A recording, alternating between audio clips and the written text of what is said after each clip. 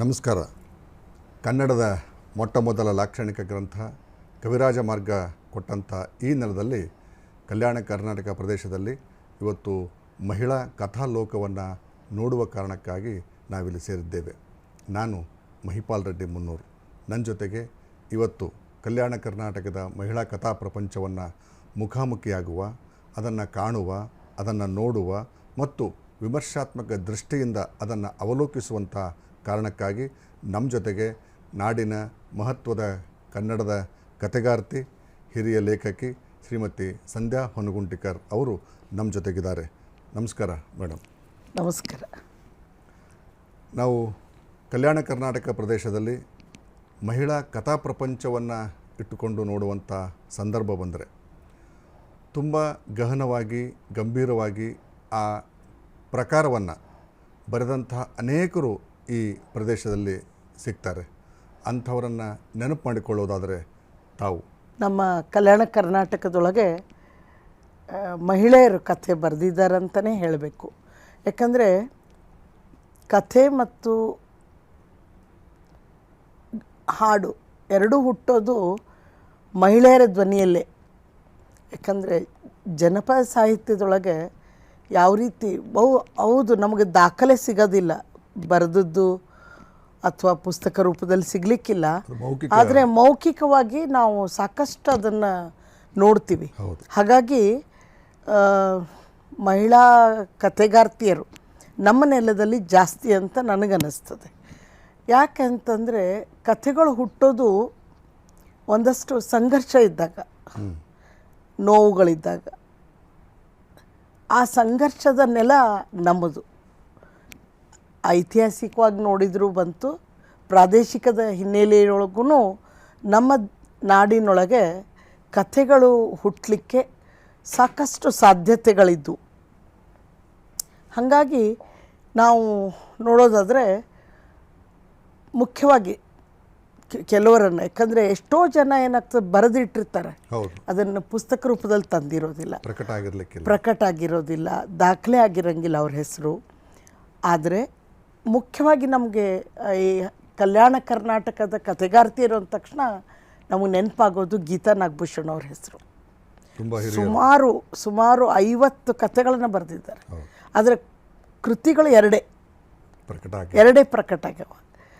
ಹಂಗೆ ಅವ್ರ ಜೊತೆಗೇ ಸಾಕಷ್ಟು ಬಿ ಟಿ ಲಲಿತಾ ನಾಯಕ್ ಆಗಿರ್ಬೋದು, ಆಮೇಲೆ ನಮ್ಮ ಯಶೋದಮ್ಮ ಸಿದ್ಬಟ್ಟೆ ಆಗಿರ್ಬೋದು, ಬೀದರ್ನವರು ಸರಿತಾ ಕುಸುಮಕರ್ ದೇಸಾಯಿಯವರಾಗಿರ್ಬೋದು. ಹೀಗೆ ಆ ಒಂದು ಕಾಲಘಟ್ಟದಲ್ಲಿ ಸುಮಾರು ಜನ ಬರೆದಿದ್ದಾರೆ. ಅದರ ನಂತರ ಆ ಪರಂಪರೆ ಹಾಗೆ ಮುಂದೆ ಬರ್ತಾ ಇದೆ, ಇನ್ನೂ ಈಗೂ ಬರೀತಾ ಇದ್ದಾರೆ. ಈಗ ಇತ್ತೀಚೆಗೆ ಅಲ್ಲಿನ ನಡುವೆ ಮತ್ತೆ ಕೆಲವ್ರನ್ನ ಹೇಳಬೇಕು, ಕಾವ್ಯ ನಾಗಭೂಷಣ್ ಅವರು, ಕಾವ್ಯಶ್ರೀ ಮಾಗಾಂವ್ಕರ್, ಆಮೇಲೆ ಜ್ಯೋತಿ ಕುಲಕರ್ಣಿ ಅನ್ನೋರು. ಅದರ ನಂತರ ನಾನು ಬರ್ತೀನಿ, ಅದೇ ಕಾಲಘಟ್ಟದೊಳಗೆ ಬರ್ತೀನಿ. ಜೊತೆಗೆ ಏನಂದರೆ ನಮ್ಮ ಈಗ ಪಾರ್ವತಿ ಸೋನಾರಿ ಅವರು ಬರ್ತಾರೆ, ಬೀದರ್ನವರು. ರೇಣುಕಾ ಕೋಡ್ಗುಂಟಿಯವರು ಭಾಳ ಅದ್ಭುತವಾಗಿ ಬರೀತಾ ಇದ್ದಾರೆ. ರೇಣುಕಾ ಹೆಳವರ್ ಬರೆದಿದ್ದಾರೆ. ಹೀಗೆ ಮತ್ತೆ ಈ ಮುಂದಿನ ಯುವ ಜನಾಂಗ ನಡೀತಾ ಇದೆ. ಅದು ಭಾಳ ಮುಖ್ಯ ಅನ್ನಿಸ್ತದೆ. ಈಗ ತಾವು ಮಾತಾಡುವಾಗ ಒಂದು ಮಾತನ್ನು ಪ್ರಸ್ತಾಪ ಮಾಡಿದರೆ, ನೋವು ಮತ್ತು ಸಂಘರ್ಷದ ನೆಲೆಯಲ್ಲಿ ಕಥೆಗಳು ಹುಟ್ಟುತ್ತವೆ ಅನ್ನುವಂತಹ ಮಾತಾಡಿದರೆ, ನೀವು ಪ್ರಸ್ತಾಪ ಮಾಡಿದಂತೆ ಗೀತಾ ನಾಗಭೂಷಣ್ ಅವರು ಸುಮಾರು ಒಂದು 50 ಕಥೆಗಳನ್ನು ಅವರು ಬರೆದಿದ್ದರೂ ಕೂಡ, ಪ್ರಕಟ ಆಗಿದ್ದು ಎರಡೇ ಆದರೂ ಕೂಡ ತುಂಬ ಗಂಭೀರವಾದಂತಹ ಓದುಗ ಬಳಗವನ್ನು ಕೂಡ ಅವರು ಸೃಷ್ಟಿ ಮಾಡಿದ್ದು ನಾವು ನೋಡ್ತೀವಿ. ನಾವೆಲ್ಲ ಅವರ ಕಥೆಗಳನ್ನು ಓದಿನೇ ಪ್ರಭಾವಿತರಾದವರು. ಹೌದೌದು. ಸ್ವಲ್ಪ ಕಲ್ಯಾಣ ಕರ್ನಾಟಕ ಪ್ರದೇಶವನ್ನು ಹೊರತುಪಡಿಸಿದಂತಹ ಬರಹಗಾರರನ್ನ ಒಂದು ಸಂದರ್ಭದಲ್ಲಿ ನೋಡೋದಾದರೆ, ಈ ಉದಾಹರಣೆ ಕಾದಂಬರಿ ಆಗಿರಲಿ, ಕಥಾ ಆಗಿರಲಿ, ಪ್ರಬಂಧ ಆಗಿರಲಿ, ತ್ರಿವೇಣಿ ಅಂಥವರು, ರಾಜಾದೇವಿ ಅಂಥವ್ರು ನಾವೇನು ಅಂತೀವಿ, ಅವರ ಪ್ರಭಾವ ನಮ್ಮ ಭಾಗದ ಮಹಿಳಾ ಕಥಾ ಸಾಹಿತ್ಯದ ಮೇಲೆ, ಲೇಖಕಿಯರ ಮೇಲೆ ಏನಾದರೂ ಪ್ರಭಾವ ಆಗಿದೆಯಾ ಮೇಡಮ್? ಖಂಡಿತ. ಯಾಕಂದರೆ ಆಗ ಜನಪ್ರಿಯ ಮಾಲಿಕೆಯಲ್ಲಿ ಈ ಕಾದಂಬರಿಗಳು ಬಂದು, ಸಾಹಿತಿ ಸುತೆ ಆಗಿರ್ಬೋದು, ನಿರುಪಮ ಆಗಿರ್ಬೋದು, HG ರಾಧಾದೇವಿ ಆಗಿರ್ಬೋದು, ಆಮೇಲೆ ಮುಂದೆ ಅನುಪಮ ನಿರಂಜನು, ತ್ರಿವೇಣಿ, ಈ ಥರ ಅನೇಕರು ಬರಿತಾ ಹೋದರು. ಅದು ನಾವು ಅದನ್ನು ವಿಮರ್ಶಕರು ಅದನ್ನು ಅಡುಗೆ ಮನೆ ಸಾಹಿತ್ಯ ಆಗಿರ್ಬೋದು ಅಥವಾ ಉಪ್ಪಿಟ್ಟು ಕೊಬ್ಬರಿ ಮಿಠಾಯಿ ಕಾದಂಬರಿಗಳು ಅಂತೆಲ್ಲ ಅಂದರೂ ಕರೆ, ಆದರೆ ಅದು ಜನರನ್ನು ಓದಲಿಕ್ಕೆ ಹಚ್ಚಿತು. ನಿಜ ನಿಜ. ಈಗ ನೋಡ್ರಿ ಎಲ್ಲರೂ ಧಾರಾವಾಹಿ ಒಳಗೆ ನಾವು ಮುಳುಗಿಬಿಟ್ಟಿದ್ದೀವಿ, ಆದರೆ ಆಗ ಇವು ಧಾರಾವಾಹಿ ರೂಪದಲ್ಲಿ ನಮ್ಮ ವಾರಪತ್ರಿಕೆಯಲ್ಲಿ ಬಂದಾಗ ಅದು ಎಷ್ಟು ಜನರನ್ನು ಹಿಡಿದಿಡ್ತಿದ್ವು ಅಂದರೆ ಜನರನ್ನು ಒಂದು ಓದುವ ಒಂದು ಗೀಳಿಗೆ ಹಾಕುವಂತಹ ಕೆಲಸ ಈ ಮಹಿಳಾ ಸಾಹಿತಿಗಳು ಮಾಡಿದರು. ಅವರು ಒಬ್ಬೊಬ್ಬರು ಸುಮಾರು ಒಂದು 50, 70, 80 ಕಾದಂಬರಿಗಳನ್ನು ಬರೆದು ಅದು ಕಾದಂಬರಿ ಕತೆ ಸ್ವಲ್ಪ ನಾವು ಅದನ್ನು ಸಾಹಿತ್ಯ ಪ್ರಕಾರವಾಗಿ ಬೇರೆಯಾಗಿ ನೋಡ್ಬೋದೇ ಆದರೂ ಮಹಿಳೆಯರ ಕೊಡುಗೆ ಭಾಳ ಅಪಾರ ಅಂತ ನನಗಂತೂ ಅನ್ನಿಸ್ತದೆ. ಈ ಕಾದಂಬರಿ ಆಗಿರಲಿ ಅಥವಾ ಕಥಾ ಸಾಹಿತ್ಯ ಆಗಿರಲಿ, ಅವರ ಪ್ರಭಾವಕ್ಕೆ ಒಳಗಾದಂತಹ ಅನೇಕ ಮಹಿಳಾ ಬರಹಗಾರರು ನಮ್ಮ ಪ್ರದೇಶದಲ್ಲಿ ಕೂಡ ಹುಟ್ಟುಕೊಂಡ್ರು ಅನ್ನುವಂಥ ತಮ್ಮ ಮಾತುಗಳನ್ನು ಮುಂದುವರೆದ ಭಾಗವಾಗಿ ಇಲ್ಲಿಯ ಕಥೆಗಳು ಸಂಘರ್ಷದ ನೆಲೆಯಲ್ಲಿ ಹುಟ್ಟಿಕೊಂಡರೂ ಕೂಡ ಎಲ್ಲೋ ಒಂದು ಕಡೆ ಕೌಟುಂಬಿಕ ವ್ಯವಸ್ಥೆಯನ್ನು ಕೂಡ ಅಥವಾ ಶೋಷಣೆಯ ಹಿನ್ನೆಲೆಯಲ್ಲಿ ಅವುಗಳನ್ನು ನೋಡೋದಾದರೆ ಇಲ್ಲಿ ಅನೇಕ ಮಹಿಳಾ ಕಥೆಗಾರ್ತಿಯರು ಬರೆದಿರಬಹುದಲ್ವ? ಅದನ್ನು ತಾವು ಹೇಗೆ ಅದನ್ನು ವಿಮರ್ಶೆಗೆ ಒಳಪಡಿಸ್ಬೋದು? ನೋಡ್ರಿ, ಸ್ವಾತಂತ್ರ್ಯ ಬಂದು ಇಷ್ಟು ವರ್ಷಗಳಾದರೂ ಕೂಡ ಇನ್ನೂ ನಾವು 33% ಮೀಸಲಾತಿಗೆ ಬಡಿದಾಡುವಂಥ ಸ್ಥಿತಿ. ಹೆಣ್ಣು ಮಕ್ಕಳು ಅದೊಂದು ಅಡುಗೆ ಮನೆ ಒಂದು ಪ್ರಪಂಚ ಮಾಡ್ಕೊಂಡ್ಬಿಟ್ವಿ ನಾವು. ಕುಟುಂಬನೇ ಒಂದು ಪ್ರಪಂಚ ಮಾಡ್ಕೊಂಡ್ವಿ. ಆ ಕುಟುಂಬದಲ್ಲಿ ಇದ್ದೇ ನಾವು ಜಗತ್ತನ್ನು ಆಳಿದ್ವಿ ಅಂತ ಅನ್ಬೋದು. ಯಾಕಂದರೆ ಇಡೀ ಸಮಾಜದ ಒಂದು ಕೇಂದ್ರ ಬಿಂದು ಅಂದರೆ ಕುಟುಂಬ, ಅದೊಂದು ಮುಖ್ಯ ಘಟಕ. ಅಲ್ಲಿಂದನೇ ನಾವು ಸಮಾಜವನ್ನು ನಿರ್ಮಿಸ್ಲಿಕ್ಕೆ ಸಾಧ್ಯ ಅದ. ಹಾಗಾಗಿ ಕುಟುಂಬದಲ್ಲಿಯೇ ಇರ್ತಕ್ಕಂತಹ ಕಥೆಗಳು, ಸಂಘರ್ಷಗಳು ಮತ್ತು ಅಲ್ಲಿರ್ತಕ್ಕಂಥ ಹೆಣ್ಮಕ್ಳಿಗೆ ಆಗುವಂಥ ಒಂದು ವ್ಯವಸ್ಥಿತ ಶೋಷಣೆ, ಅದ್ರ ಬಗ್ಗೆ ಮಹಿಳೆ ಮಾತ್ರ ಬರಲಿಕ್ಕೆ ಸಾಧ್ಯ. ಹಾಗಾಗಿ ಆ ಹಿನ್ನೆಲೆ ಒಳಗಡೆ ಕಥೆಗಳು ಬಂದು, ಯಾಕಂದರೆ ಆಕೆ ಪ್ರಪಂಚ ಅದು ಗಾಢವಾಗಿ ತಬ್ಬಿಕೊಂಡಿದ್ಲಕ್ಕೆ ಅಪ್ಕೊಂಡಿದ್ಲದು. ಹಾಗಾಗಿ ಅಲ್ಲಿನೇ ಮೂಲ ಸರಕಾಗಿತ್ತು. ಆಮೇಲೆ ಇತ್ತೀಚೆಗೆ ಏನು ಮಹಿಳೆಯರು ಹೊರಗೆ ಬಂದರು, ಸಾಮಾಜಿಕವಾಗಿ ನೋಡ್ತಾ ಹೋದರು, ಸಮಾಜದ ದೃಷ್ಟಿಕೋನದಿಂದಲೂ ಕೂಡ ಮತ್ತೆ ಅದು ಬೆಳೀತಾ ಬಂತು. ಆದರೆ ಎಷ್ಟೋ ಜನ ನನಗಂತಿರ್ತಾರೆ, ನಾನು ಬರೆದಿರೋ ಕಥೆಗಳು ಯಾವಾಗಲೂ ಹೆಣ್ಮಕ್ಳದ್ದೇ ಬರೀತಿಯಲ್ಲ ಅಂಥೇಳಿ. ಆದರೆ ಎಲ್ಲ ರೀತಿಯಲ್ಲಿ ನೋಡಿದರು, ಯಾವ ರೀತಿಯಲ್ಲಿ ಹೆಣ್ಣು ಮಕ್ಕಳ ಮೇಲೆ ಅನ್ಯಾಯ ಆಗಿದೆ. ಈಗ ಸಮಾಜದೊಳಗೂ ಕೂಡ ಹೇಗೆ, ಈಗ ನಮ್ಮ ಗೀತಾ ನಾಗಭೂಷಣ್ ಅವರ ಕಥೆಗಳನ್ನು ನೋಡಿದಾಗ ಅವರು ಕೂಲಿ ಕೆಲಸಕ್ಕೆ ಹೋದಾಗ ಅವ್ರ ಮೇಲಾದಂಥ ಅನ್ಯಾಯಗಳಾಗಿರ್ಬೋದು, ಅಥವಾ ಮೇಲ್ಜಾತಿಯ ಮೇಲ್ವರ್ಗದ ಜನರ ಹತ್ರ ಅವರು ಕೆಲಸ ಮಾಡಬೇಕಾದ್ರೆ ಅಲ್ಲಿ ಅವರು ಅನುಭವಿಸಿದಂಥ ಸಂಕಷ್ಟಗಳನ್ನು ಅವ್ರು ತೆರೆದಿಟ್ಟರು ಕಥೆಗಳ ಮೂಲಕ. ಇದು ಅವರು ಕಂಡಂಥ ಉಂಡಂಥ ನೋವುಗಳ ಅಭಿವ್ಯಕ್ತಿ. ಅದ್ರ ಜೊತೆಗೆ ಶೋಷಣೆ ಕೂಡ ಆಗುವಂಥ ಸಾಧ್ಯತೆಗಳು ಇರ್ತಾವ ಅಂತ ತಾವು ಹೇಳಿದ್ರಲ್ಲ. ಈ ಗೀತಾ ನಾಗಭೂಷಣ್ ಅವರ ಅನೇಕ ಕಥೆಗಳಲ್ಲಿ ಈ ಕೂಲಿ ಮತ್ತು ಜಮೀನ್ದಾರಿಕೆ ಅಥವಾ ಶ್ರೀಮಂತ ಅಥವಾ ಬಡವ ಈ ರೀತಿಯ ಒಂದು ವರ್ಗ ಸಮಾಜವನ್ನು ನಾವು ಕಾಣುವಂಥ ಸಾಧ್ಯತೆಗಳು ಖಂಡಿತ. ಯಾಕಂದರೆ ಅದೇ ಹೇಳೋದು, ವರ್ಗ ತಾರತಮ್ಯ ಅದು ಆ ಒಂದು ಕಲ್ಪನೆ ಮಹಿಳೆಯರಿಗೆ ಇರೋದಿಲ್ಲ. ಯಾಕಂದರೆ ನೀವು ನೋಡಿರ್ಬೋದು ಎಷ್ಟೊಂದು, ನಾನು ಎಲ್ಲರ ಇಲ್ಲಿ ಇತ್ತೀಚೆಗೆ ಬರೆದಂಥ ರೇಣುಕಾ ಹೆಳವರಾಗಿರ್ಬೋದು, ನಮ್ಮ ಕೋಡ್ಗುಂಟಿಯವರು, ನಾನು ಮುಂದಿನ ಜನ್ರೇಷನ್ ಬಗ್ಗೆ ನಾನು ಮಾತಾಡ್ತೀನಿ, ಅವ್ರು ಬರೀತಿರ್ಬೇಕಾದ್ರೂ ಕೂಡ ವರ್ಗ ಸಂಘರ್ಷಣೆಗಳು ಅವರಿಗೆ ಅನುಭವಕ್ಕೆ ದಕ್ಕಿವೆ. ಆದರೆ ಜಾತಿ ಸ್ವಲ್ಪ ಕಡಿಮೆ. ಯಾಕೆಂದರೆ ಮಹಿಳೆಯ ಮನಸ್ಸು ಉದಾರವಾದದ್ದು, ಎಲ್ಲವನ್ನ ಸಹಿಸುವಂಥ ಶಕ್ತಿ. ಹಾಗಾಗಿ ಅದನ್ನು ಅಭಿವ್ಯಕ್ತ ಆಗಲಿಕ್ಕಿಲ್ಲ ಬಹುಶಃ. ಆದರೆ ನಾನು ನೋಡ್ದಂಗೆ ಮೇಲ್ವರ್ಗದ ಮೇಲ್ಜಾತಿಯ ಜನರು ಬರೆದವರು ಕೂಡ ಒಂದು ಈ ಜಾತಿ ವರ್ಗಕ್ಕಿಂತಲೂ ಹೆಚ್ಚಾಗಿ ಮಾತೃತ್ವವನ್ನು ಹೆಚ್ಚು ಪ್ರಕಟಪಡಿಸ್ಯಾರ. ಅಂತಃಕರಣ ಎಲ್ಲವನ್ನ, ಅಂತಃಕರಣ, ತಾಯ್ತನ, ಈ ದೃಷ್ಟಿಯಿಂದ ಆ ಒಂದು ಜನರನ್ನು, ಸಮಾಜವನ್ನು ನೋಡಿ ಉದಾರ ಮನಸ್ಸಿನಿಂದ ಕ್ಷಮಿಸಿದ ಉದಾಹರಣೆಗಳು ನಮ್ಗೆ ಎಷ್ಟೊಂದು ಕಾಣಿಸ್ತವೆ ಕಥೆಯೊಳಗೆ. ಅಂದರೆ ಬಹುಶಃ ಆಕೆಯ ಉದಾರತ್ವ ಮತ್ತು ತಾಯ್ತನ ಇವುಗಳನ್ನು ಅಲಕ್ಷಿಸಿ ತನ್ನಲ್ಲಿರ್ತಕ್ಕಂತಹ ಒಂದು ಏನು ಧನಾತ್ಮಕ ಚಿಂತನೆಯಿಂದ ಲೋಕವನ್ನು ನೋಡಾಳೇನೋ ಅಂತ ಅನ್ನಿಸ್ತು. ಬಹುಶಃ ಅಂತಹ ಕಥೆಗಳು ಈ ನೆಲದಿಂದ ಹುಟ್ಟಿಕೊಂಡಿವೆ ಅನ್ನೋದಕ್ಕೆ ಈ ಮಾತುಗಳು ಖಂಡಿತ. ಯಾಕಂದರೆ ನಮ್ಮದು ಕಲ್ಯಾಣ ಕರ್ನಾಟಕ ಅಂತ ನಾವು ಹೇಳ್ತೀವಿ. ಇಲ್ಲಿ ಎಷ್ಟೊಂದು ಸಮುದಾಯಗಳು, ಜನಾಂಗಗಳು, ಜಾತಿಗಳು ಸೇರಿ ಜೀವನ ಮಾಡ್ತಾ ಇದ್ದಾವೆ. ನಮಗೆ ನಮ್ಮ ಭಾಗದಲ್ಲಿ ಇದು ಮತ್ತೇನಂದರೆ ಅಧಿಕಾರ ವರ್ಗ ಕೂಡ ಪುರುಷರಿಗೆ ಸೀಮಿತ ಆಗಿರೋದ್ರಿಂದ ಮಹಿಳೆ ಅದ್ರ ಬಗ್ಗೆ ಪೈಪೋಟಿ ನಡೆಸಿಲ್ಲ. ಅದು ಏನು ವರ್ಗ ಸಂಘರ್ಷಣೆ ಇದ್ದರೂ ಕೂಡ ಅದು ಸಮಾಜದೊಳಗೆ ಕುಟುಂಬದ ಆಚೆ ನಡೆಯುವಂತಹ ಉದ್ಯೋಗ, ಅದು ವ್ಯವಹಾರ. ಅದು ಮಹಿಳೆ ಕುಟುಂಬದಲ್ಲಿ ಇರೋದ್ರಿಂದ ಆ ಮಹಿಳೆಗೆ ಆ ಥರದ ಯಾವುದನ್ನು ವ್ಯತ್ಯಾಸ ಇಲ್ಲ, ಎಲ್ಲವನ್ನ ನನ್ನದು ಅನ್ನುವಂಥದ್ದು. ಹಾಗಾಗಿ ಆ ಒಂದು ಏನು ವ್ಯವಹಾರ ಅಥವಾ ಅಧಿಕಾರ, ಈ ವರ್ಗ ಸಂಘರ್ಷಣೆ ಯಾಕೆ ಬರ್ತದೆ, ಜಾತಿ ಸಂಘರ್ಷ ಯಾಕೆ ಬರ್ತದೆ, ಪವರ್ ಬೇಕು ಅನ್ನೋ ಒಂದು ದೃಷ್ಟಿಕೋನದಲ್ಲಿ. ನಮಗೆ ಪವರ್ ಬೇಕು ಅಂದಾಗ ಅದಕ್ಕಾಗಿ ಇನ್ನೊಬ್ಬರನ್ನ ತುಳಿಯೋ ಕೆಲಸ ಮಾಡ್ತಾರೆ. ಆದರೆ ಹೆಣ್ಣು ಮಕ್ಕಳಲ್ಲಿ, ಆ ಮಹಿಳೆಯರಲ್ಲಿ ಆ ಭಾವ ಇರೋದಿಲ್ಲ. ನಾವು ಯಾವತ್ತೂ ಪವರ್ಗಾಗಿ ಬಡ್ದಾಡಿಲ್ಲ, ನಮ್ಮತನಕ್ಕಾಗಿ ಬಡ್ದಾಡಿದ್ದೀವಿ. ಆ ಒಂದು ಭಾವದಿಂದ ನನಗನ್ನಿಸ್ತದೆ ಆ ಥರದ ಕಥೆಗಳು ಹೆಚ್ಚು ಹುಟ್ಟಿಲ್ಲ.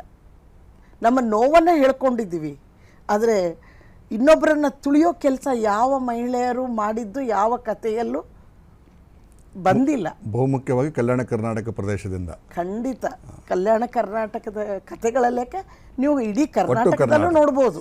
ಈ ರಾಜಕೀಯ ಪ್ರಜ್ಞೆ ಉಳ್ಳ ಕಥೆಗಳನ್ನು ಬರೆದಂಥವ್ರು ಉದಾಹರಿಸಬಹುದಾದರೆ ಸರಿತಾ ಕುಸುಮಾಕರ್ ದೇಸಾಯಿ ಏನಾದರೂ? ಸರಿತಾ ಕುಸುಮಾಕರ್ ದೇಸಾಯಿ ಅಲ್ಲ, ನೀಲಾ ಅವರು ಬರೆದಿದ್ದಾರೆ. ನೀಲಾ ಅವರು ಬರೆದಿದ್ದಾರೆ. ಅವರ ತಿಪ್ಪೆ ನರಸಿ ಅನ್ನೋಂಥ ಒಂದು ಕಥಾ ಸಂಕಲನದೊಳಗೆ ಅದೇ ಕಥೆನೇ ನನಗೆ ಭಾಳ ಮಹತ್ವದ್ದು ಅನ್ನಿಸ್ತು. ಅಂದರೆ ಅದೇ ಹೇಳೋದು, ಯಾವಾಗ ಹೆಣ್ಣು ಮಕ್ಕಳು ಆರ್ಥಿಕ ಮಟ್ಟದಲ್ಲಿ ಮುಂದೆ ಹೋಗಲಿಕ್ಕೆ ಪ್ರಯತ್ನ ಮಾಡ್ತಾರೋ ಆಗ ಅಲ್ಲಲ್ಲಿ ಆ ಒಂದು ಶೋಷಣೆ ನಡೀತದೆ. ಅದೇ ಒಂದು ರಾಜಕೀಯ. ಇಂಥ ರಾಜಕೀಯಗಳನ್ನೇ ಬರೆದಿದ್ದಾರೆ. ಈಗ ಉದ್ಯೋಗದ ಪರಿಸ್ಥಿತಿಯಲ್ಲಿ ಈಗ ಹೆಣ್ಮಕ್ಳು ಹೊರಗೆ ಹೋಗಿ ಕೆಲಸ ಮಾಡ್ತಾ ಇದ್ದಾರೆ ಅಂದರೆ ಸಾಕಷ್ಟು ತುಳಿತಕ್ಕೊಳಗಾಗಿದ್ದಾರೆ. ಅಂಥ ಶೋಷಣೆಗಳನ್ನು ನಮ್ಮ ರೇಣುಕಾ ಹೆಳವರ್ ಅವರು ಬರೆದಿದ್ದಾರೆ, ನಮ್ಮ ಕಥೆಗಳಲ್ಲಿ ಕಾಣಿಸ್ತದೆ. ಹೌದು. ಒಂದು ರಾಜಕೀಯ ಪ್ರಜ್ಞೆಯನ್ನು ಹೊರತುಪಡಿಸಿಯೂ ಕೂಡ ಇದು ನಮ್ಮ ಕಲ್ಯಾಣ ಕರ್ನಾಟಕ ಪ್ರದೇಶ ಈ ಹಿಂದೆ ಅದು ಹೈದರಾಬಾದ್ ಕರ್ನಾಟಕ ಅಂತ ಅನ್ನಿಸ್ಕೊಡ್ತಿತ್ತು. ಹೈದರಾಬಾದ್ ಕರ್ನಾಟಕ ಅಂದರೆ ಅದು ಹೈದರಾಬಾದ್ ಸಂಸ್ಥಾನಕ್ಕೆ ಒಳಪಟ್ಟಿರುವಂಥ ಪ್ರದೇಶ ಆಗಿರೋದರಿಂದ ಇದು ಐತಿಹಾಸಿಕವಾದಂತಹ ಮತ್ತು ಸಾಂಸ್ಕೃತಿಕವಾಗಿ ನೋಡೋದಾದರೆ ಈ ಇತಿಹಾಸದ ಪಳೆಯುಳಿಕೆಗಳನ್ನು ಮೆಲುಕು ಹಾಕುವಂಥ ಉದಾಹರಣೆ ನಾವು ಜ್ಯೋತಿ ಕುಲಕರ್ಣಿಯವರ ಕೆಲವು ಕಥೆಗಳಲ್ಲಿ ನೋಡ್ತೇವೆ. ಆಮೇಲೆ ಬೇರೆ ಬೇರೆ ಕಥೆಗಾರರ ಜಯದೇವಿ ಗಾಯಕ್ವಾಡ್ ಅವರು ಬರೆದಿರುವಂತಹ ಕಥೆಗಳಲ್ಲೂ ಕೂಡ ಅಂಥವುಗಳನ್ನು ಕಾಣಿಸ್ತಾವೆ. ಅಂಥವುಗಳನ್ನು ಒಮ್ಮೆ ನೆನಪು ಮಾಡ್ಕೊಳ್ಳೋದಾದರೆ ಹೈದರಾಬಾದ್ ಅದು ನನಗನ್ನಿಸ್ತದೆ ಬಹುಶಃ ಆ ಥರದ ಕಥೆಗಳು ಬರಬೇಕಾಗಿದ್ದೇನೋ ಅಂತ.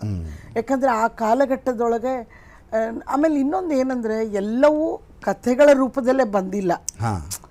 ಈಗ ಬೇರೆ ಬೇರೆ ಕಥೆಗಳನ್ನು ಬರಿಬೇಕಾದ್ರೆ ಒಂದು ಧ್ಯಾನಸ್ಥ ಸ್ಥಿತಿ ಬೇಕು. ಹಾಗಾಗಿ ನಮ್ಮ ಭಾಗದೊಳಗೆ ಆ ಸಂದರ್ಭದಲ್ಲಿ ನಾವೀಗ ಮುಖ್ಯವಾಗಿ ಹೈದರಾಬಾದ್ ಕರ್ನಾಟಕ ಅಂತ ನೀವು ಹೇಳಿದ್ರಿ. ಹೈದರಾಬಾದ್ ಕರ್ನಾಟಕ ಅಂದ ತಕ್ಷಣ ರಜಾಕರ ಮೂಮೆಂಟೇ ಭಾಳ ನೆನಪು ಬರ್ತದೆ ಜನರಿಗೆ. ಆ ಸಂದರ್ಭದಲ್ಲಿ ಮಹಿಳೆಯರು ಕಥೆಗಳನ್ನು ಬರೆದಿಲ್ಲ, ಆದರೆ ಎಷ್ಟೊಂದು ಜಾನಪದ ಹಾಡುಗಳು ಬಂದವೆ, ಲಾವಣಿಗಳು ಬಂದವೆ. ಆಮೇಲೆ ಲಾಲಿ ಹಾಡಿನೊಳಗೆ ಒಂದು ನಮ್ಮಮ್ಮ ಹೇಳ್ತಿದ್ರು, ಅಂದರೆ ಸುರಪುರದ ಒಬ್ಬ ದೊರೆ, ಯಾರಂತ ನಂಗೆ ಗೊತ್ತಿಲ್ಲ, ಆ ಸುರಪುರದ ದೊರೆ ನಮ್ಮ ಓಣಿಯೊಳಗೆ ತಿರುಗಲಿಗತ್ತನ ನೀನು ಹೆಣ್ಣು ಕೂಸಿದ್ದಿ ಒಳಗೆ ಹೋಗು ಅನ್ನುವಂಥ ಒಂದು ಕಥನ ಅದು ಲಾಲಿ ಹಾಡಿನೊಳಗೆ ಹಾಡಿದ್ಲು. ನನ್ನ ಮಗನಿಗೆ ಹಾಡಿದ್ಲು. ನಾನು ಅದರದ್ದು ಹಿನ್ನೆಲೆಯನ್ನು ಸ್ವಲ್ಪ ಹುಡುಕಿದೆ. ಅಂದರೆ ಈ ಥರದ ಲಾಲಿ ಹಾಡುಗಳಲ್ಲಿ, ಜೋಗುಳದಲ್ಲಿ ಅಥವಾ ಸಂಪ್ರದಾಯದ ಹಾಡುಗಳಲ್ಲಿ ಇವುಗಳನ್ನು ಕಟ್ಟಿ ಚಿತ್ರಿಸಿದ್ದಾರೆ ಹೊರತು ಕಥನ ರೂಪದಲ್ಲಿ ಬಂದಿಲ್ಲ. ಕಥನವಾದ್ರೂ ಅದು ಹಾಡಿನ ರೂಪದಲ್ಲೇ ಬಂದಿದೆ. ನಾವು ಕಥನ ಕಾವ್ಯ ಅಂತಲೇ ಹೇಳ್ಬೋದು, ಅದನ್ನೇ ಹೇಳ್ಬೋದು ನಾವು. ಈ ಥರ ಇತಿಹಾಸವನ್ನು ಅನೇಕರು ಬರೆದಿದ್ದಾರೆ, ಕಥನ ಕಾವ್ಯದಲ್ಲಿ ಬರೆದಿದ್ದಾರೆ. ನಮಗೆ ಈಗ ಅನೇಕ ಜಾನಪದ ಸಾಹಿತ್ಯದಲ್ಲಿ ಅದು ನಾವು ಹುಡುಕ್ಬೇಕಾಗ್ತದೆ. ಆ ಬಗ್ಗೆ ಹೇಳಿದರೆ ವಿಷಯಾಂತರ ಆಗ್ತದೆ ಅನ್ನೋ ಕಾರಣಕ್ಕೆ. ಇಲ್ಲ, ಕಲ್ಯಾಣ ಕರ್ನಾಟಕ ಪ್ರದೇಶದ ಮಹಿಳಾ ಕಥಾ ಲೋಕವನ್ನು ನೋಡುವಾಗ ಅನೇಕ ಹೆಸರುಗಳು ಪ್ರಸ್ತಾಪ ಆಗಿದ್ದನ್ನು ನಾವು ನೋಡಿದ್ವಿ. ಅದರ ಒಳಗಡೆನೆ ಎಲ್ಲ ಕಥೆಗಾರ್ತಿಯರ ಜೊತೆಗೆ ಕನ್ನಡದ ಬಹುಮುಖ್ಯ ಕಥೆಗಳನ್ನು ಬರೆದು ಅದರಲ್ಲೂ 4 ಕಥಾ ಸಂಕಲನಗಳನ್ನು ತಂದಂಥವರು ತಾವು. ಕಥೆ, ಕವಿತೆ, ಪ್ರಬಂಧ, ಅಂಕಣ, ಹೀಗೆ ಕನ್ನಡದ ಬೇರೆ ಬೇರೆ ಸಾಹಿತ್ಯ ಪ್ರಕಾರಗಳಲ್ಲೂ ಕೂಡ ತಾವು ಸುಮಾರು 10ಕ್ಕೂ ಹೆಚ್ಚು ಕನ್ನಡದ ಸಾಹಿತ್ಯ ಕ್ಷೇತ್ರಕ್ಕೆ ಕೊಡುಗೆಯಾಗಿ ನೀಡಿದ್ದೀರಿ. ನಿಮ್ಮ ಕಥೆಗಳನ್ನು ನಾವು ನೋಡುವಾಗ ಒಟ್ಟು 4 ಕಥಾ ಸಂಕಲನಗಳನ್ನು ತಂದಂಥ ಹಿನ್ನೆಲೆಯಲ್ಲಿ ನಿಮ್ಮ ಒಟ್ಟು ಕಥಾ ಪ್ರಪಂಚವನ್ನು ನೀವು ನೋಡುವ ದೃಷ್ಟಿಕೋನ ಇದೆಯಲ್ಲ, ಅದರಲ್ಲಿ ಬಹುಮುಖ್ಯವಾದಂತಹ ಮತ್ತು ತಕ್ಷಣ ಅದನ್ನು ಆಲೋಚನೆ ಮಾಡುವಂಥ ಕ್ರಮದಲ್ಲಿ ತಾವು ಯಾವುದನ್ನು ನೆನಪು ಮಾಡ್ಕೊಳ್ಬೋದು? ತಕ್ಷಣ ಅಂದರೆ ಈಗ ಸದ್ಯಕ್ಕೆ ನಾನು ಬರೆದಿರೋವಂಥದ್ದು ಕಥೆ ಕೊನೆಯದಾಗಿ 4ನೇ ಕಥಾ ಸಂಕಲನ ಬರೋದಾದರೆ ಹೆಸರು ಕಳೆದುಕೊಂಡ ಊರು ನನಗೆ ತಕ್ಷಣ ನೆನಪಾಗ್ತದೆ. ನೀವು ಅದಕ್ಕೂ ಮುಂಚೆ ನೀವು ಕೇಳಿದಾಗ ಅದು ನೆನಪು ಬರಲಿಲ್ಲ. ರಾಜಕೀಯ ಪ್ರಜ್ಞೆ ಇರುವಂತಹ ಕಥೆ ಅಂತ ಕೇಳಿದ್ರಿ. ಆ ಕಥೆಯನ್ನು ನಾನು ಉದಾಹರಿಸ್ಬೋದು. ನಾನು ನೆನಪು ಮಾಡಿಕೊಂಡು ನಿಮ್ಮ ಜೊತೆಗೆ ಚರ್ಚೆ ಮಾಡಿದ್ದು ಕೂಡ ಬಹುಶಃ ಆ ಕಥೆ ಹಿನ್ನೆಲೆಯಲ್ಲಿನೇ. ಹೌದೌದು, ಅದು ಹೆಸರು ಕಳೆದುಕೊಂಡ ಊರು ಅನ್ನೋದು ನನಗೆ ತಕ್ಷಣ ನೆನಪಾಗ್ತದೆ. ನನಗೆ ಅದ್ರ ಬಗ್ಗೆ ನಾನು ಬಹಳ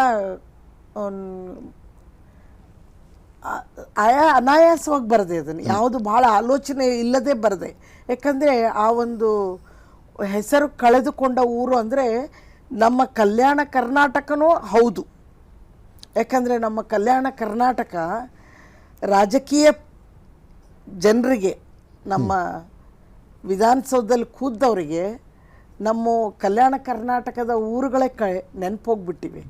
ಹಾಗಾಗಿ ನಾನು ಅದನ್ನು ಹೆಸರು ಕಳೆದುಕೊಂಡ ಊರು ಅಂದರೆ ಯಾವುದೇ ರೀತಿಯ ಅಭಿವೃದ್ಧಿ ಕಾಣದ ಕೊನೆಯಲ್ಲಿ ನೆನಪಾಗುವಂಥದ್ದು ಅನಿವಾರ್ಯತೆ ಅನ್ನುವಂಥ ಸಂದರ್ಭದಲ್ಲಿ ಕಲ್ಯಾಣ ಕರ್ನಾಟಕವನ್ನು ಅಂದರೆ ಹೈದರಾಬಾದ್ ಕರ್ನಾಟಕವನ್ನು ಗಮನಿಸ್ತಾರೆ. ಒಂಥರ ಬ್ಲ್ಯಾಕ್ ಲಿಸ್ಟಲ್ಲಿ ಇರುವಂಥದ್ದು ಅನ್ನೋದನ್ನು ನಾನು ಆ ಕಥೆ ಮೂಲಕ ಹೇಳಿದ್ದೀನಿ. ಅದು ರಾಜಕೀಯ ಪ್ರಜ್ಞೆ ಹಿನ್ನೆಲೆಯಲ್ಲಿ ಆ ಕಥೆ ಡೆಫಿನೆಟ್ಲಿ. ಹಾಗಾಗಿ ನನಗೆ ಆ ಕಥೆ ಬಹಳ ಮುಖ್ಯ ಅನ್ನಿಸ್ತದೆ. ಅದರ ಜೊತೆಗೆ ಇತ್ತೀಚೆಗೆ ಮತ್ತೆ ಈ ಕಥಾ ಸಂಕಲನ ಆದಮೇಲೆ ಮತ್ತೆ ಕತೆ ಬರೆದೆ. ಆ ಕಥೆಗಳು ಬರೆದಾಗ ನನಗೆ ಈ ಶೋಷಣೆ ಅನ್ನೋದಕ್ಕಿಂತಲೂ ಮಹಿಳಾ ಸಂವೇದನೆ ಬಹಳ ಸೂಕ್ಷ್ಮವಾಗಿ ನನಗೆ ಕಾಡಿತು. ಈಗ ಬರ್ತಕ್ಕಂಥ ಸಮಸ್ಯೆಗಳೇನು, ಹೆಣ್ಮಕ್ಳು ಕೆಲಸ ಮಾಡ್ತೀವಿ, ನಾವು ಉದ್ಯೋಗ ಮಾಡ್ತೀವಿ, ಲಕ್ಷಗಟ್ಟಲೆ ಸಂಬಳ ತೋತೀವಿ, ಕಾರ್ಪೊರೇಟ್ ನಮ್ಮ ರೇಣುಕಾ ಕೋಡ್ಗುಂಟಿಯವರು ಕಾರ್ಪೊರೇಟ್ ಲೈಫಿನ ಕಥೆಗಳನ್ನು ಬರೆದಿದ್ದಾರೆ. ನಂಗೆ ಅದು ಭಾಳ ಮುಖ್ಯ ಅನ್ನಿಸ್ತು. ಯಾಕಂದರೆ ಈಗ ನಮ್ಮಲ್ಲಿ ಇರುವಂತಹ ಯುವಜನಾಂಗ ಈಗ ಶಿಕ್ಷಣ ಪಡಿತಾ ಇದ್ದಾರೆ, ಉದ್ಯೋಗಗಳನ್ನು ಅರಿಸಿ ಬೇರೆ ಬೇರೆ ಊರುಗಳಿಗೆ ಹೋಗ್ತಾ ಇದ್ದಾರೆ. ಅಲ್ಲಿರುವಂತಹ ಏನು ಒಳಗುದಿಗಳು ಅಥವಾ ಸೂಕ್ಷ್ಮವಾದ ಸಂಗತಿಗಳನ್ನು ಅವರು ಫೋಕಸ್ ಮಾಡಬೇಕೀಗ. ಈಗ ನನ್ನ ಮಟ್ಟಿಗೆ ಹೇಳೋದಾದರೆ ನಾನು ಈಗ ಸುಮಾರು ಒಂದು 2-3 ಕಥೆಗಳನ್ನು ಬರೆದಾಗ ನನಗೆ ಅದು ಭಾಳ ಮುಖ್ಯ ಅನ್ನಿಸ್ತು. ಮಹಿಳೆಗೆ ಭದ್ರತೆ ದೃಷ್ಟಿಯಿಂದ ಬಹುಶಃ ಅದನ್ನು ಆಲೋಚನೆ ಮಾಡಬಹುದೇನೋ. ಭದ್ರತೆ ದೃಷ್ಟಿಯಿಂದ, ಯಾಕಂದರೆ ಅದು ಯಾವಾಗಲೂ ಒಂದು ವ್ಯವಸ್ಥೆ ನಮ್ಮಲ್ಲಿ, ನಾನು ಪುರುಷದ್ವೇಷಿಯಾಗಿ ಮಾತಾಡ್ತಿಲ್ಲ, ಪುರುಷದ್ವೇಷಿ ಅಲ್ಲ, ಕೆಲವೊಂದು ವ್ಯವಸ್ಥೆಗಳು ಹಾಗೆ. ಯಾಕಂದರೆ ಜಿಸ್ಕಿ ಲಾಟಿ ಉಸ್ಕಿ ಭೈಸ್, ಯಾರ ಕೈಯೊಳಗೆ ಆ ಒಂದು ಅಧಿಕಾರ ಇರ್ತದೋ ಅವನು ತನ್ನ ಯೋಚನೆಯೇ ಮಾಡ್ತಾ ಇರ್ತಾನೆ. ಇನ್ನು 2ನೇ ಕಥೆ ಬಗ್ಗೆ ಹೇಳಬೇಕಾದ್ರೆ ನಾನು ಬರೆದಿರೋವಂಥದ್ದು ಇನ್ನೊಂದು ಕಥೆ IVF ಬಗ್ಗೆ ಬರೆದೆ. ಇತ್ತೀಚೆಗೆ ಅದರದ್ದು ಜಾಸ್ತಿ ಟ್ರೆಂಡ್ ಆಗ್ತಿದೆ. ಒಂದು ಅಂಕಣದೊಳಗೆ ಬರೆದಿದ್ದೆ ನಾನು. ಈ ಅನೇಕ ವಿಜ್ಞಾನದ ಸಂಶೋಧನೆಗಳು ನಡೆದಿವೆಲ್ಲ, ಬಹುಶಃ ಅನೇಕರು ಹೇಳ್ತಾರೆ ಮಿಕ್ಸಿ ಬಂದದ, ಗ್ರೈಂಡರ್ ಅದ, ಕುಕ್ಕರ್ ಅದ, ಗ್ಯಾಸ್ ಅದ, ಈಗೇನು ಒಳ್ಳು ಕಲ್ಲಿನ ಜಂಜಾಟಿಲ್ಲ, ಆರಾಮಾಗಿ ಹೆಣ್ಮಕ್ಳೇನು ಅರ್ಧ ತಾಸ್ನಾಗ ಅಡುಗೆ ಮುಗಿಸ್ತಾರೆ, ಖಾಲಿ ಇರ್ತಾರೆ, ಆರಾಮಿರ್ತಾರೆ ಅಂತ ಹೇಳ್ತಾರೆ. ಆದರೆ ಯಾವಾಗ ಪುರುಷನು ಗರ್ಭ ಧರಿಸುವಂತಹ ಸಂಶೋಧನೆ ಆದರೆ ವಿಜ್ಞಾನದೊಳಗೆ, ಆಗ ಎಷ್ಟು ಜನ ಪುರುಷರು ಗರ್ಭ ಧರಿಸ್ಲಿಕ್ಕೆ ಮುಂದಾಗ್ತಾರೆ ಅನ್ನೋದು ನನ್ನ ಪ್ರಶ್ನೆ ಇತ್ತು. ಆ ಟೈಮಲ್ಲಿ ಒಂದು ಸ್ವಲ್ಪ ಕೆಲವು ಪುರುಷರಿಗೆ ಅಸಹನವೂ ಆಯಿತು. ಅಂದರೆ ಈ IVF ಅನ್ನೋದಾದರೂ ಕೂಡ ಏನು ಮಕ್ಕಳ ಆಗದೇ ಇದ್ರೂ ಆರಾಮಾಗಿರ್ಬೋದು ಅನ್ನುವಂತಹ ಒಂದು ಕಲ್ಪನೆ ಬರಬೇಕೇ ಹೊರತು ಹೇಗಾದರೂ ಮಾಡಿ ಮಕ್ಕಳನ್ನು ಪಡಿಬೇಕು ಅನ್ನೋದು ಅದು ನನಗೆ ಒಂದು ಸ್ವಲ್ಪ ಅನ್ನಿಸ್ತು. ಆ ವಿಷಯದಲ್ಲಿ ನಾನು ಒಂದು ಕಥೆಯನ್ನು ಬರೆದೆ. ಈ ರೀತಿ ಈಗ ಹೆಣ್ಣು ಮಕ್ಕಳಿಗೆ ಆಸ್ತಿ ಕೊಡೋದು ಒಂದು ದೊಡ್ಡ ಕಾನೂನು ರೀತಿಯ ಇದ್ದರೂ ಕೂಡ ಅದು ಯಾವುದೋ ವಿಜ್ಞಾನೇಶ್ವರನ ಕಾಲದೊಳಗೆ ನೋಡ್ರಿ, ನಮ್ಮ ನೆಲದ ಮುಖ್ಯ ಧ್ವನಿ ವಿಜ್ಞಾನೇಶ್ವರ ಮಿತಾಕ್ಷರ ಬರೆದ್ರು. ಹೆಣ್ಣು ಮಕ್ಕಳ ಪರವಾಗಿಯೇ ಅನೇಕ ಕಾನೂನುಗಳನ್ನು ಮಾಡಿದಂಥವ್ರು ನಮ್ಮ ಭಾಗದವರು. ಆದರೂ ಕೂಡ ಇಲ್ಲಿಯ ಮಹಿಳೆಯರು ಆ ಒಂದು ಸಂಕಷ್ಟದಲ್ಲಿ ಇದ್ದಾರಲ್ಲ, ಅವೆಲ್ಲವೂ ನಮಗೆ ಕತೆಗಳಿಗೆ ಬೀಜಗಳಾಗ್ತವೆ. ಯಾಕಂದರೆ ಕತೆಗಳು ಹೇಗೆ ಹುಡ್ತವೆ ನಮಗೆ ಗೊತ್ತಾಗೋದಿಲ್ಲ. ಈಗ ತಾವು ಕಥಾಲೋಕವನ್ನು ಸುಮಾರು ಒಂದು 30-40 ವರ್ಷದ ಹಿಂದೆ ಆರಂಭ ಮಾಡಿದಂಥವ್ರು ತಾವು ಕತೆಗಳನ್ನು ಬರೆಯೋದಕ್ಕೆ. ಆ ಕಾಲಘಟ್ಟಕ್ಕೂ ಮತ್ತು ಇವತ್ತಿನ ಹೊಸ ಟ್ರೆಂಡ್ ಅಂತ ನಾವೇನು ಕರಿತೀವಿ, ಉದಾಹರಣೆಗೆ ತಾವು ಬರೆದ್ರಲ್ಲ, ಹೇಳಿದ್ರಲ್ಲ IVF ಅದನ್ನು ಆಗಲಿ, ಅಥವಾ ರೇಣುಕಾ ಕೋಡಗುಂಟಿಯವರು ಇತ್ತೀಚಿನ ಟ್ರೆಂಡಿನ ಅನೇಕ ಕತೆಗಳಾಗಿರಲಿ, ಒಂದು ವ್ಯತ್ಯಾಸ ಇತ್ತೀಚಿನ ದಿನಗಳಲ್ಲಿ ತಾವು ನೋಡಿರ್ತೀರಿ. ಯಾಕೆ ನೋಡಿರ್ತೀರಿ ಅಂತಂದರೆ, ತಾವು ಅನೇಕ ಮಾಧ್ಯಮಗಳು ನಡೆಸುವಂಥ ದೀಪಾವಳಿ ಕಥಾ ಸ್ಪರ್ಧೆಯಲ್ಲಾಗಲಿ ಅಥವಾ ಬೇರೆ ಬೇರೆ ಸ್ಪರ್ಧೆಗಳಲ್ಲಿ ತಾವು ಕಥೆಗಳನ್ನು ಆಯ್ಕೆ ಮಾಡುವಂತಹ ತೀರ್ಪುಗಾರರಾಗಿ ತಾವು ಅನೇಕ ಸಲ ಹೋಗಿದ್ದುಂಟು. ಬಹುಶಃ ಅಂತಹ ಕಥೆಗಳನ್ನು ನೋಡುವಾಗ, ಅದನ್ನು ಓದುವಾಗ ಬಹುಶಃ ಅನಿಸಿರುವಂಥ ವ್ಯತ್ಯಾಸಗಳೇನಾದರೂ ನಿಮಗೆ ಅನಿಸಿದೆಯಾ ಅಂತ? ಇದೆ, ಬೇಕಾದಷ್ಟು. ಯಾಕಂದರೆ ಅನೇಕರು ಅಲ್ಲಿ ನಮಗೆ ಹೆಸರುಗಳು ಗೊತ್ತಾಗೋದಿಲ್ಲ, ಯಾರು ಬರೆದಿದ್ದಾರೆ ಅಂಥೇಳಿ. ನಾವು ಓದಿರೋ ಕಥೆಗಳಲ್ಲಿ ಪ್ರಸ್ತುತತೆಯನ್ನು ಬಹಳ ಜನ ಬರೆದಿದ್ದಾರೆ. ಲಿವಿಂಗ್ ರಿಲೇಷನ್ ಆಗಿರ್ಬೋದು. ಆ ಟೈಮಲ್ಲಿ ನಾನು ನಿರ್ಣಾಯಕಳಾಗಿರೋ ಸಂದರ್ಭದಲ್ಲಿ ಕೊರೋನಾ ಕಾಲಘಟ್ಟವನ್ನು ದಾಟಿ ಬಂದಂಥ ಸಮಯ ಅದು. ಕೊರೋನಾದಿಂದ ಆಗ್ತಕ್ಕಂತಹ, ನೀವು ಹೇಳಿದ್ರಲ್ಲ ಜಾತಿ ಸಂಘರ್ಷ ಅನ್ನೋದು, ಆ ಜಾತಿ ಅನ್ನೋದು ಹೇಗೆ ಒಬ್ಬ ಮನುಷ್ಯನನ್ನು ಹಿಂಡಿಬಿಡ್ತದೆ, ಯಾವ ರೀತಿ ವೈಮನಸ್ಸು ತರ್ತದೆ, ಮನಸ್ಸುಗಳನ್ನು ದೂರ ಮಾಡ್ತದೆ. ಒಂದು ಕಾಲಕ್ಕೆ ಎಷ್ಟು ಆತ್ಮೀಯರಾಗಿದ್ದವರು ಈ ಕೊರೋನಾ ಕಾಲಕ್ಕೆ ಅದೇ ಒಂದು ಅಡ್ಡಗೋಡೆಯಾಗಿ ಎರಡು ಮನೆಗಳ ನಡುವೆ, ಎರಡು ಕುಟುಂಬದ ನಡುವೆ ಆ ಬಂಧುತ್ವವನ್ನು ಒಡೆದು ಹಾಕಲಿಕ್ಕೆ ಒಂದು ಗೋಡೆ ಆಯಿತು ಅನ್ನೋದನ್ನು ಅಲ್ಲಿ ಬಂತು. ಅಂಥ ಕತೆ ಬಹುಶಃ ನಮ್ಮ ಈ ಬಳ್ಳಾರಿ, ರಾಯಚೂರು ಭಾಗದವರೇ ಬರೆದಂಥ ಕತೆ ಅದು. ಅದು ಬಹುಶಃ ಮೊದಲನೇ ಬಹುಮಾನ ಪಡೀತು ಅಂತ ಅನ್ನಿಸ್ತದೆ. ಈ ಥರದ ಅನೇಕ ಕತೆಗಳು ಬಂದಿವೆ. ಆಮೇಲೆ ಹೊಸ ಹೊಸ ಪ್ರಯೋಗಗಳು ಕೂಡ ಆಗಿವೆ. ತಮ್ಮ ಬರಹ ಆಗಿರ್ಬೋದು, ಅದು ಕರೆ ಒಂದ್ರ ತಪ್ಪು ಅಂತ ಒಂದು ನಾಟಕ ಆಗಿಯೂ ಕೂಡ ಅದು ನಾವು ಅನೇಕ ಮಾಧ್ಯಮಗಳಲ್ಲಿ ಅದರ ಪ್ರಸಾರ ಆಗಿದೆ, ಆಕಾಶವಾಣಿ ಆಗಿರಲಿ ಅಥವಾ ದೂರದರ್ಶನಗಳಾಗಲಿ. ಹಾಗಾದರೆ ತಾವು ಈ ಕಥಾ ಲೋಕವನ್ನು ಹೊರತುಪಡಿಸಿಯೂ ರಂಗಭೂಮಿಯಲ್ಲೂ ಕೂಡ ತಾವು ತಮ್ಮ ಕೊಡುಗೆ ಇದೆ ಅನ್ನುವಂಥದ್ದನ್ನು ನಾವು ಕೇಳಲ್ಪಟ್ಟಿದ್ದೀವಿ. ಅದರ ಬಗ್ಗೆ ಒಂದು ಸಣ್ಣ ಪ್ರಮಾಣದ ಮಾತುಗಳಲ್ಲಿ ತಾವು ಹೇಳೋದಾದರೆ? ಹೌದು, ನನಗೆ ಸಾಹಿತ್ಯದ ಜೊತೆಗೆ ರಂಗಭೂಮಿಯ ಒಂದು ನಂಟು ಕೂಡ ಇದೆ ಅಂತ ಹೇಳಲಿಕ್ಕೆ ನನಗೆ ಖುಷಿ ಆಗ್ತದೆ. ಯಾಕಂದರೆ ನಾನು ಹುಟ್ಟಿ ಬೆಳೆದದ್ದೆಲ್ಲ ಯಾದಗಿರಿ, ಆಗಿನ ಅವಿಭಜಿತ ಕಲಬುರಗಿ ಜಿಲ್ಲೆ. ಅಲ್ಲಿ ನಮ್ಮ ಮನೆ ಎದುರೇನೆ ಕಂಪ್ನಿ ನಾಟಕ ವರ್ಷಾನುಗಟ್ಟಲೆ ಇರ್ತಿದ್ವು. ನಮ್ಮಲ್ಲಿ ಟೆಂಟ್ ಇಲ್ಲ, ಅದೊಂದು ದೊಡ್ಡ ಆವರಣ ಇತ್ತು, ಒಂದು ಸ್ಟೇಜ್ ಇತ್ತು, ರೆಡಿಮೇಡ್ ಸ್ಟೇಜ್ ಇತ್ತು. ಹಾಗಾಗಿ ವೀರಶ್ವರ ಕಲ್ಯಾಣ ಮಂಟಪ ಅಂತ ಈಗೂ ಅಂತಾರೆ ಅದನ್ನು. ಅಲ್ಲಿ ಸುಮಾರು ಯಾವಾಗಲೂ ವರ್ಷಗಟ್ಟಲೆ, ಬಹುಶಃ ಮಳೆಗಾಲ 1-2 ತಿಂಗಳ ಬಿಟ್ಟರೆ ಯಾವಾಗಲೂ ನಾಟಕ ನಡೆಯೋದು. ಆ ನಾಟಕದ ಒಂದು ಕುಟುಂಬ, ಒಂದು ಗಂಡ ಹೆಂಡತಿ ಒಂದು ಮಗು, ಅದು ನಮ್ಮ ಮನೇಲಿ ಬಾಡಿಗೆ ಇತ್ತು. ಅವಳು, ಆ ಹುಡುಗಿನೂ ನನ್ನವರ್ಗಿನೇ. ನಾನು ಸುಮಾರು ನನಗನ್ನಿಸಿ 2ನೇ ಕ್ಲಾಸು 3ನೇ ಕ್ಲಾಸು ಇರಬೇಕು. ನಾವಿಬ್ಬರು ದಿನ ಹೋಗ್ತಿದ್ವಿ, ಹೋಗಿ ಹಿಂದೆ ಕೂತ್ಕೊಂಡು ನಾಟಕ ನೋಡ್ತಿದ್ವಿ. ಮಧ್ಯಾಹ್ನ ರಜೆ ಇದ್ದಾಗ ರಿಹರ್ಸಲ್ಗೆ ಹೋಗ್ತಿದ್ವಿ, ರಿಹರ್ಸಲ್ ಕೂತು ನೋಡ್ತಿದ್ವಿ. ಗ್ರೀನ್ ರೂಮ್ನೊಳಗೆ ಅವ್ರು ಮೇಕಪ್ ಮಾಡ್ಕೋದು ಅಂದರೆ ರಂಗಭೂಮಿಯನ್ನು ನಾನು ಅಷ್ಟು ಆಪ್ತವಾಗಿ, ಅಂದರೆ ಭಾಳ ಹತ್ತಿರದಿಂದ ನೋಡೋದಕ್ಕೆ.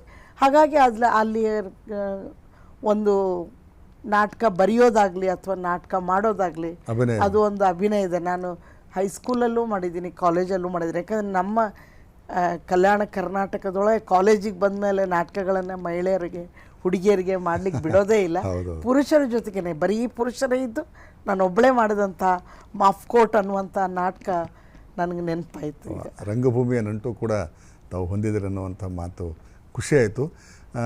ಸಂಧ್ಯಾ ಹೊನ್ನಗುಂಟಿಕರ್ ಅನ್ನುವಂಥ ಹೆಸರು ಪ್ರಸ್ತಾಪ ಆದಾಗಲೆಲ್ಲ ಕಲಬುರಗಿಗೆ ಸಂಬಂಧಪಟ್ಟಂತೆ ಸಂಗಮೇಶ್ವರ ಮಹಿಳಾ ಮಂಡಳ ಅನ್ನೋದು ಒಂದು ಅದರ ನಂಟು ನಿಮಗಿದೆ. ಬಹುಶಃ ಸಮಾಜ ಸೇವೆಯಲ್ಲಿ ಅದು ಹೆಚ್ಚು ತನ್ನನ್ನು ತಾನು ತೊಡಗಿಸಿಕೊಂಡಂಥ ಸಂಸ್ಥೆ ಅದು. ಅದನ್ನು ನೆನಪು ಮಾಡಿಕೊಳ್ಳೋದಾದರೆ ಖಂಡಿತ ಒಬ್ಬ ವ್ಯಕ್ತಿ ವ್ಯಕ್ತಿತ್ವ ನಿರ್ಮಾಣ ಆಗಬೇಕಾದ್ರೆ ಅನೇಕರ ಕಾರಣ ಆಗ್ತಾರೆ. ನಾವು ನಮ್ಮ ಬಾಲ್ಯ ಆಗಿರ್ಬೋದು, ನಾವು ಓದಿದಂತಹ ಶಿಕ್ಷಕ ವೃಂದ ಆಗಿರ್ಬೋದು, ಆಮೇಲೆ ನಾವು ಬೆಳೆದು, ಮತ್ತು ಹೆಣ್ಮಕ್ಳಿಗೆ 2 ಜೀವನ, ಅತ್ತೆ ಮನೆ ತವ್ರ ಮನೆ. ಅತ್ತೆ ಮನೆ ಕೂಡ ಭಾಳ ಮಹತ್ವದ ಪಾತ್ರ ಆಗ್ತದೆ. ಯಾಕಂದರೆ ನಾವು ಭಾಳ ಫ್ಲೆಕ್ಸಿಬಲ್ ಆಗಿ, ನಮ್ಮ ತಂದೆ ಒಬ್ಬ ಆದರ್ಶ ಶಿಕ್ಷಕರು, ಅವರು ಭಾಳ ನಮ್ಗೆ ಫ್ರೀಡಮ್ ಕೊಟ್ಟಿದ್ದರು, ಯಾವುದೇ ಒಂದು ರಿಸ್ಟ್ರಿಕ್ಷನ್ ಇರಲಿಲ್ಲ. ಆದರೆ ಅತ್ತೆ ಮನೆಗೆ ಬಂದಾಗ, ಅದು ನನ್ನ ಅಜ್ಜನ ಮನೆ ಆದರೂ ಕೂಡ ಭಾಳ ಸ್ಟ್ರಿಕ್ಟ್ ಇತ್ತು. ಅಂಥ ವಾತಾವರಣದಲ್ಲೂ ನಾನು ಬೆಳೆದು ಬಂದೆ. ಅದರಲ್ಲೂ ಕೂಡ ನಾನು ಬದುಕನ್ನು ಕಟ್ಕೊಂಡೆ. ಗುಲ್ಬರ್ಗಕ್ಕೆ ಬಂದಾಗ ಸಂಗಮೇಶ್ವರ ಮಹಿಳಾ ಮಂಡಲ ನನ್ನನ್ನು ಎಲ್ಲ ರೀತಿಯಿಂದ ಪೋಷಿಸಿತು ಅಂತಂದರೆ ತಪ್ಪಾಗಲಿಕ್ಕಿಲ್ಲ. ಭಾಳ ಮಹತ್ವದ, ಯಾಕಂದರೆ ನಾನು ಬಾಲಕಾರ್ಮಿಕ ಪದ್ಧತಿ ನಿರ್ಮೂಲನಾ ಯೋಜನೆಯಲ್ಲಿ ಅದು ನನಗೆ ಕೆಲಸ ಮಾಡಲಿಕ್ಕೆ ಹಚ್ಚಿತ್ತಲ್ಲ, ಆ ಯೋಜನೆಯಲ್ಲಿ ಕೆಲಸ ಮಾಡುವಾಗ ಭಾಳ ದಟ್ಟವಾದಂಥ ಅನುಭವಗಳನ್ನು ನಾನು ಪಡ್ಕೊಂಡೆ. ಅದು ಬಹುಶಃ ಅನೇಕ ಕಥೆಗಳಲ್ಲಿ ನನಗೆ ಅದರ ಪ್ರತಿಬಿಂಬ ಕಾಣ್ಬೋದು ಅಂತ ಅನ್ನಿಸ್ತದೆ ನನಗೆ.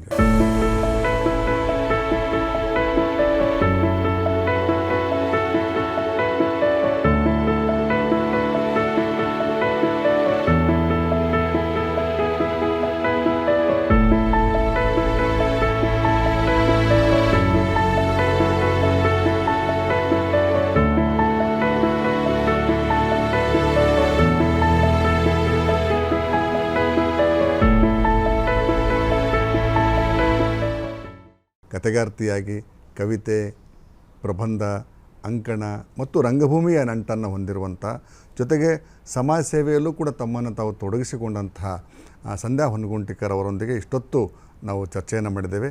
ಈ ಅವಕಾಶಕ್ಕಾಗಿ ಅವರನ್ನು ನಾನು ತಮ್ಮೆಲ್ಲರ ಪರವಾಗಿ ಹೃತ್ಪೂರ್ವಕ ಅಭಿನಂದನೆಗಳನ್ನು ಸಲ್ಲಿಸ್ತೇನೆ. ನಮಸ್ಕಾರ ಮೇಡಮ್. ನಮಸ್ಕಾರ. ಇಷ್ಟೊತ್ತು ನಮ್ಮ ಜೊತೆಗೆ ಕಲ್ಯಾಣ ಕರ್ನಾಟಕದ ಮಹಿಳಾ ಕಥಾಲೋಕವನ್ನು ನೋಡಿದಂತಹ, ಮುಖಾಮುಖಿಯಾಗಿ ಚರ್ಚೆಯನ್ನು ಮಾಡಿದಂತಹ ಸಂಧ್ಯಾ ಹೊನ್ನಗುಂಟಿಕರ್ ಅವರ ಜೊತೆಗಿನ ಚರ್ಚೆಗೆ ಇವತ್ತು ಇಲ್ಲಿಗೆ ಮುಕ್ತಾಯ ಹಾಡ್ತೀನಿ. ನಮಸ್ಕಾರ.